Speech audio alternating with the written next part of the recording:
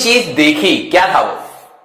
थोड़ा सा दिमाग तो घुमा होगा कि यार हेलीकॉप्टर बिना रोटेटर घुमाए अपना ऊपर लिफ्ट हुआ जा रहा है ना? कंफ्यूजन हुआ? किस किस को समझ भी आ गया होगा कि हुआ क्या ये, राइट? कैसे हुआ ये? अगर हम लोग ध्यान से देखें बेटा, ये कहीं ना कहीं हमारे लिए ऑप्टिकल इल्यूजन टाइप से है।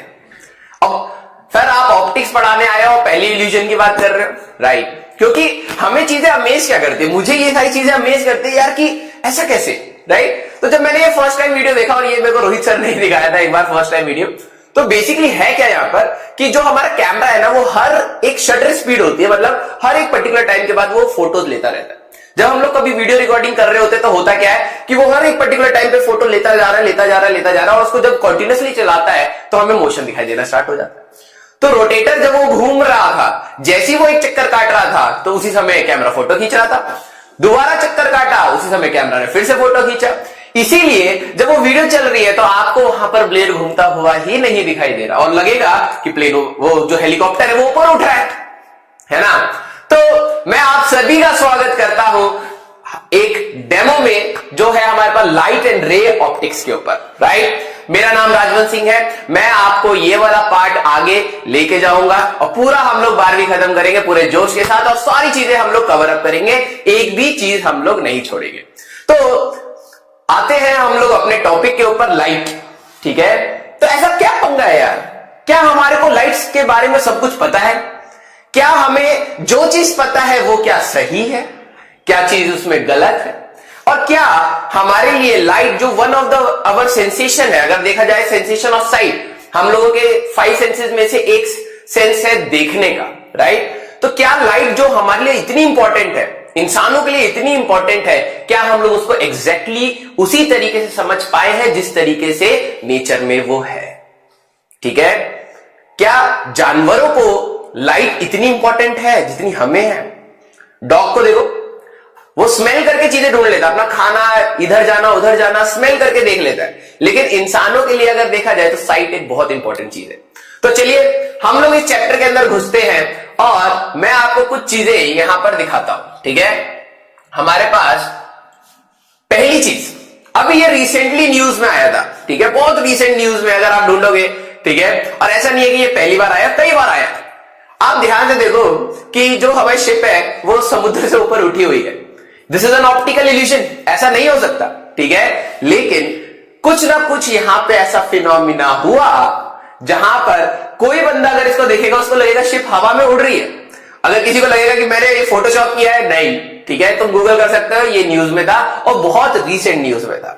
अब बात है इसके पीछे हुआ क्या, ऐसे नहीं पता लगेगा भाई।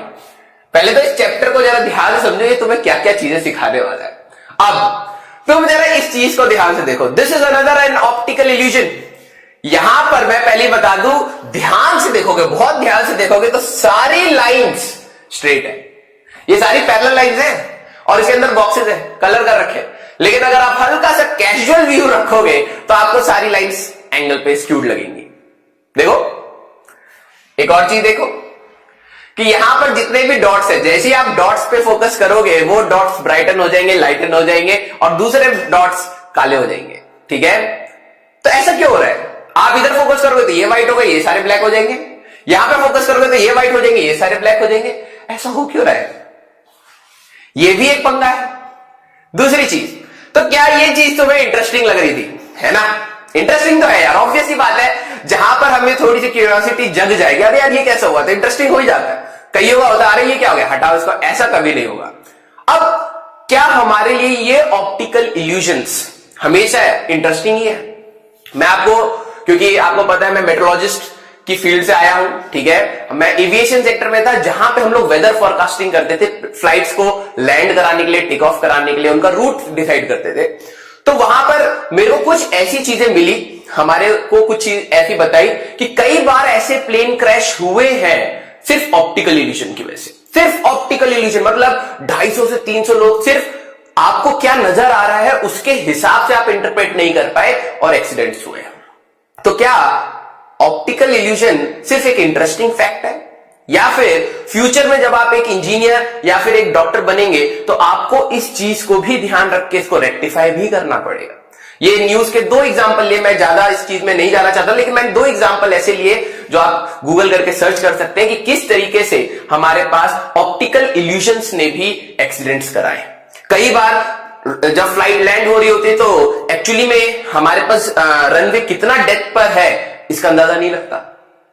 एक बार एंटार्क्टिका में साइंटिस्ट रिसर्च के लिए गए थे, तो क्या होता है कि पूरा बर्फ बर्फ था, तो वहां पे भी व्हाइट स्नो इल्यूजन, ठीक है, एक ऐसा इल्यूजन होता है पायलट को कि जहां पे उसको लगता है कि वो नीचे जा रहा है और कई बार ऊपर जा रहा है, ठीक है, क्योंकि हर चीज व्हाइट है, वो ग्राउंड के साथ उसका रेफरेंस सेट नहीं होता, तो उसको इल्यूजन देता है। उसमें भी साइंटिस्ट की डेथ हुई थी, ठीक है। तो कहीं ना कहीं ये आपको बाद में आपके ऊपर रिस्पॉन्सिबिलिटी आएगी इस चैप्टर को पढ़ने के बाद, ठीक है। आपने ये चीज लाइट के बारे में अगर मैं कहूं तो आपने बहुत जगह देखा है।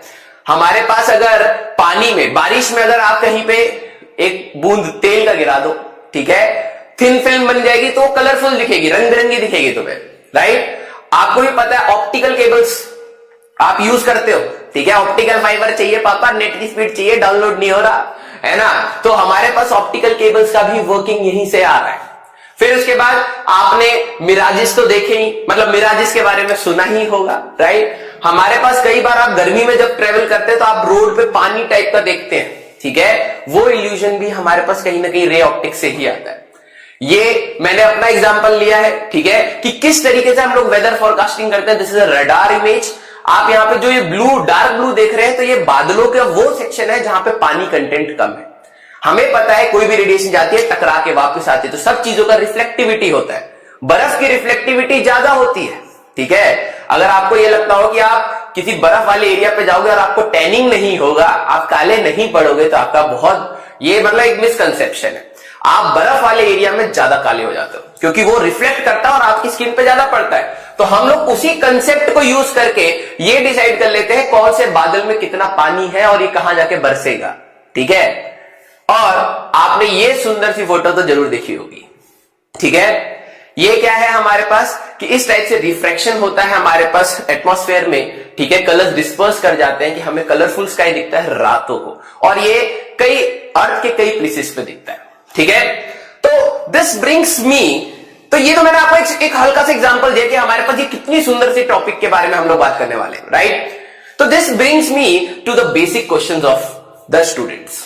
क्या है सर, लाइट है क्या, बेसिकली लाइट क्या है, ठीक है। अब देखते हैं तुम्हारे, मैं जैसे ऐसे क्वेश्चन बोल रहा हूं, क्या तुम्हारे दिमाग में इनके जवाब है या तुम भी इसी कैटेगरी में लाए करते हो।